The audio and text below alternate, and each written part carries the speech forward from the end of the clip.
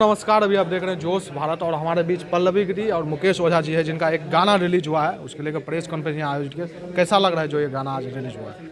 नमस्कार आप सभी को। गाना अच्छा लग रहा है। जो मैं तो शूट की तो ही मुझे गाना अच्छा लग रहा था, तो अभी सी बात है मुझे अच्छा लगेगा। ये आप लोग बताएंगे कि आप लोगों को कैसा लग रहा है ये गाना। आगरा के पेठा हई, मथुरा के पेड़ा हई, हाजीपुर वाला हई केरा हो, छपरा के रसमलाई, थावे के हई खटाई, देखे में लागेला तू एढ़ा हो। पहले तो जोश भारत देखने वाले सारे दर्शकों को मेरा प्रणाम।